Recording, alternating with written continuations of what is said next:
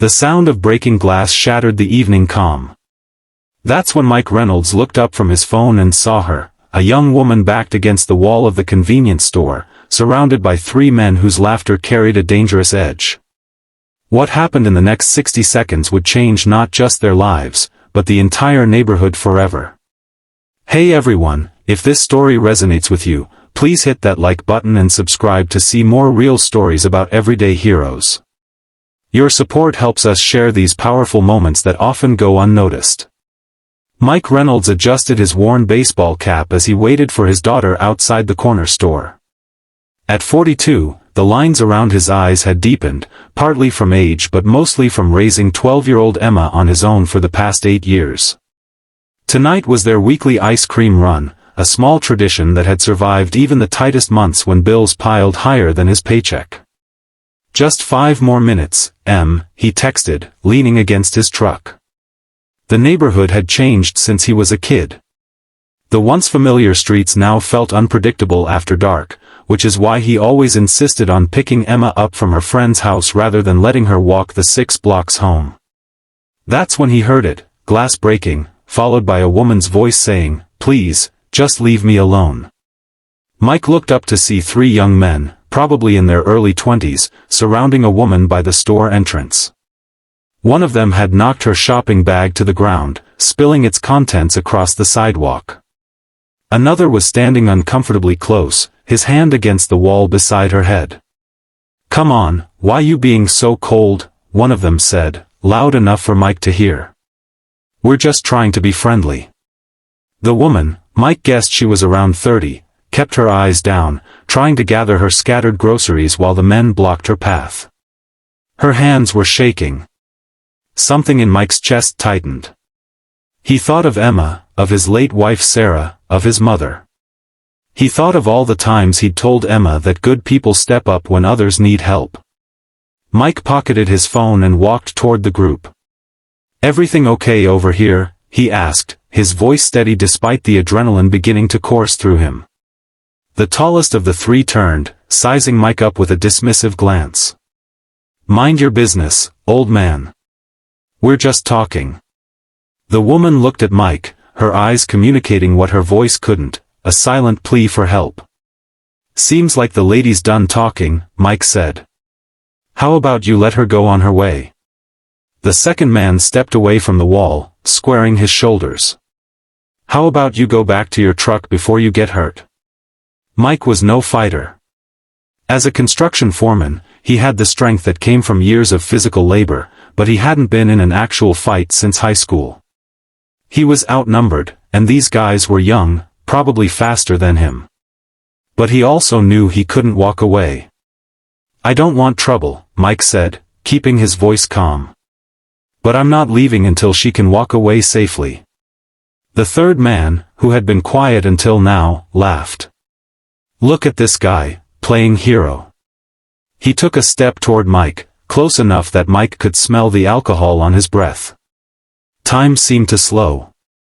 Mike was acutely aware of the cars passing on the street, the distant sound of a siren somewhere in the city, the fluorescent lights of the store casting harsh shadows across the sidewalk. He thought of Emma waiting at her friend's house, expecting him to pick her up. He thought of what she would do if he didn't show up. What happened next occurred so quickly that later, when people asked Mike to recount it, he could only describe fragments. The third man shoved him. Mike stumbled back but didn't fall. When the man came at him again, Mike sidestepped and pushed him away, harder than he intended. The young man tripped over the curb and fell into the street, directly in the path of an oncoming car. The screech of brakes cut through the night air. The entire street fell silent. The car stopped just inches from the fallen man. The driver, an elderly woman, sat frozen behind the wheel, her face pale with shock. In that moment of suspended reality, something shifted. The other 2 men backed away from the woman they'd been harassing. Doors of nearby shops opened as people emerged to see what had happened. Someone was already on the phone with the police. The fallen man scrambled to his feet, his bravado replaced by visible fear. "You're crazy, man," he shouted at Mike, but there was no conviction in his voice. "Just go home," Mike said quietly. "Before this gets worse for everyone." Maybe it was the gathering crowd, or the approaching sound of police sirens, or perhaps something in Mike's unwavering stance, but the three men retreated, hurrying down the street and disappearing around the corner. The woman was still standing against the wall, clutching her partially refilled shopping bag.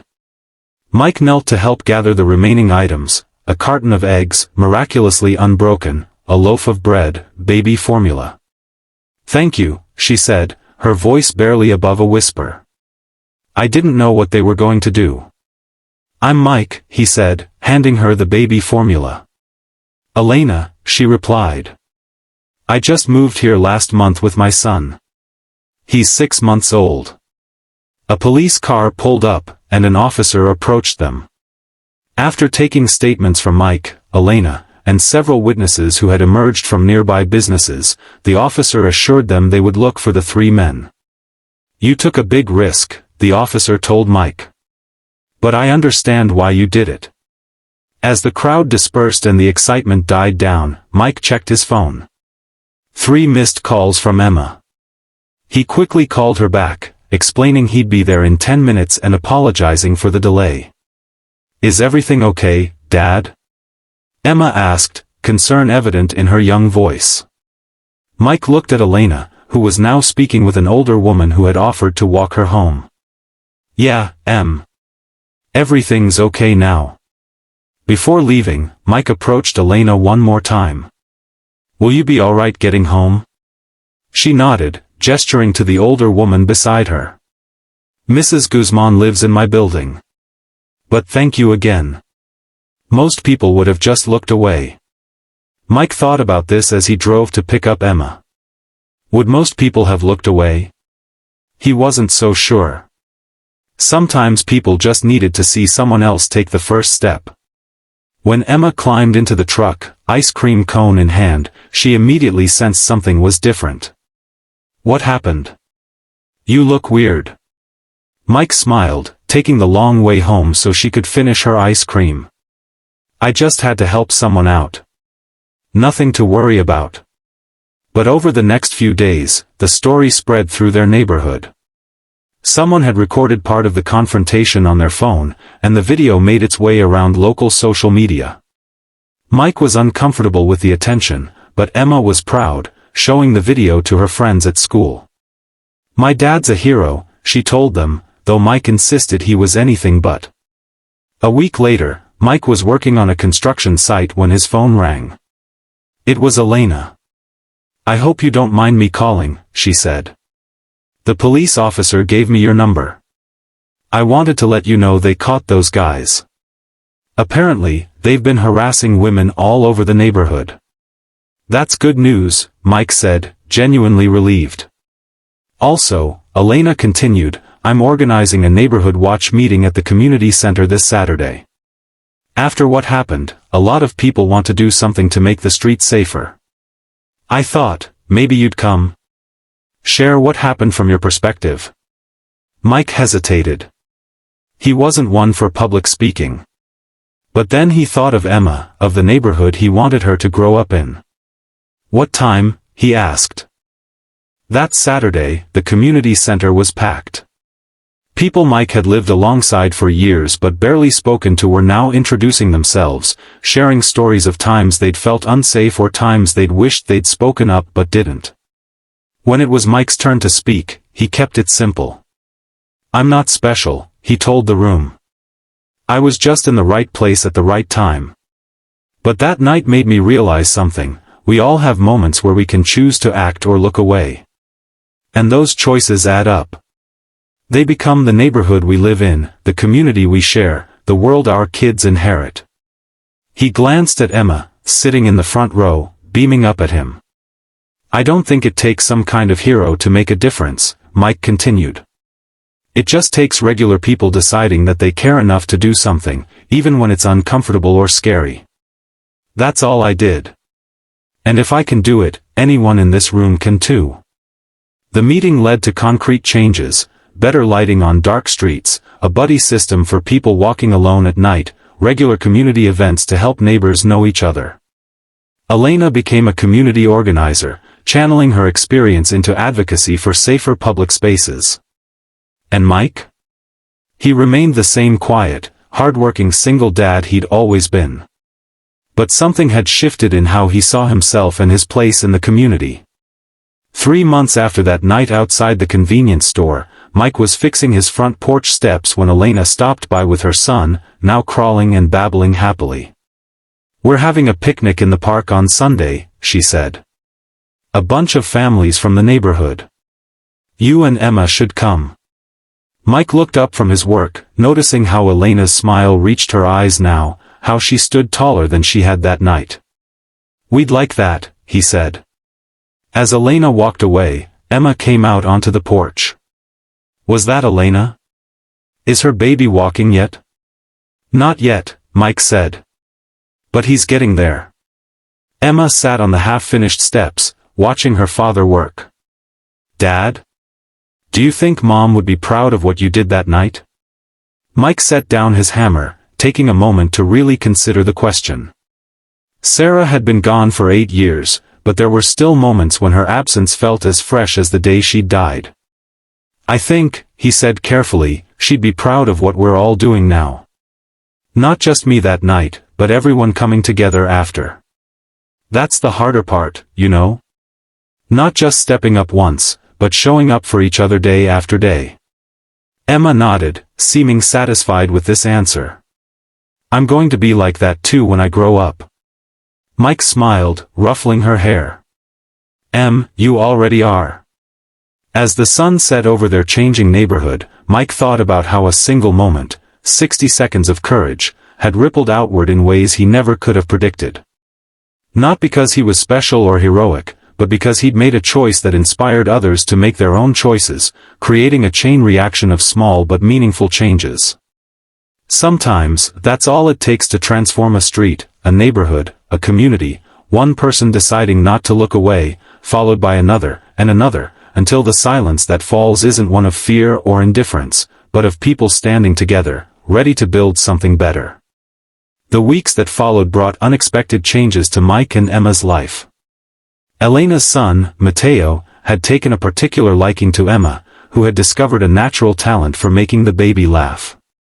Sunday picnics became a regular occurrence, and soon Mike found himself helping Elena assemble furniture for her apartment or watching Matteo when she had job interviews. "You know," Emma said one evening as they walked home from Elena's apartment, "I think Matteo needs a dad like you." Mike nearly tripped over his own feet. "Emma." "What?" she said innocently. "I'm just saying. And I wouldn't mind having a little brother. Or maybe Elena could have a girl next time, and then I'd have a sister too." Mike shook his head, but couldn't help smiling. "That's not how it works, kiddo." "Why not?" Emma persisted. "You like her. She likes you. I can tell." Mike didn't answer immediately. The truth was, he hadn't thought about dating anyone since Sarah died. The idea had always seemed impossible, like trying to replace something irreplaceable. But lately, he'd found himself looking forward to seeing Elena, enjoying the sound of her laugh, admiring the way she'd turned her own frightening experience into something positive for the whole community. "It's complicated, he finally said. "Adults always say that when they're scared," Emma replied with the devastating insight of a 12-year-old. Maybe she was right. Maybe he was scared. Not just of dating again, but of letting someone new into the careful life he'd built for himself and Emma. The following weekend, the neighborhood watch organized a cleanup day for the local park. Mike and Emma arrived early to help set up. Elena was already there, Matteo strapped to her chest in a baby carrier as she directed volunteers. "You're good at this," Mike said, helping her unload supplies from her car. "At what?" Elena asked. "Bringing people together. Making things happen." She smiled, adjusting Matteo's hat to shield him from the morning sun. "Before all this, I was so focused on just getting by, you know? Working, taking care of Matteo, trying to make rent. I didn't think I had time to care about the bigger picture. But now I realize, this is how we make things better. Not by waiting for someone else to fix it, but by doing it ourselves, together." Mike nodded. "Sarah, my wife, she used to say something similar. She was always organizing something, food drives, fundraisers for the school. After she died, I kind of withdrew from all that. Focused on just keeping Emma and me afloat." It was the first time he'd mentioned Sarah to Elena. She seemed to understand the significance, her expression softening. "I'm sorry about your wife," she said. "It must have been incredibly hard." "It was," Mike admitted. "Still is, sometimes. But Emma and I, we're doing okay." "More than okay, I'd say," Elena replied, glancing over to where Emma was already organizing a group of younger kids into teams for the cleanup. "You've raised an amazing daughter." Pride swelled in Mike's chest as he watched Emma. "She makes it easy." As the day progressed, Mike found himself working alongside Elena, their conversation flowing easily from neighborhood concerns to their favorite movies to stories about their kids. By the time the park was clean and the volunteers were sharing a community lunch, Mike realized he hadn't felt this comfortable with someone new in years. That evening, as he and Emma walked home, she gave him a knowing look. "You should ask her out, Dad." Mike raised an eyebrow. "You think so, huh?" "Definitely," Emma said with conviction. "And not just because I want to play with Mateo more." Mike laughed, draping an arm around his daughter's shoulders. "I'll think about it." And he did think about it, for a week, turning the idea over in his mind, wondering if he was ready, if Elena might be interested, if it would complicate the friendship they'd built. Finally, after the next neighborhood watch meeting, Mike found himself walking Elena to her car. "I was wondering," he said, the words feeling strange and rusty in his mouth, "if you and Mateo might want to join Emma and me for dinner sometime. Not a neighborhood thing. Just us." Elena looked at him for a long moment, and Mike felt his confidence wavering. Then she smiled, a different smile than he'd seen before, one that made her eyes crinkle at the corners. "I'd like that," she said. "We'd both like that very much." As Mike drove home that night, he thought about how differently things might have turned out if he'd looked away that evening outside the convenience store. He might never have met Elena, never seen his neighborhood transform, never found this new path opening before him. One moment of courage had led to another, and another after that. Not just for him, but for everyone touched by the ripples of that night, Elena finding her voice as a community leader, the neighbors discovering their collective strength, Emma seeing firsthand how standing up for others could change lives. The street that had fallen silent in that moment of crisis now hummed with a different kind of energy, the sound of a community that had remembered how to care for one another.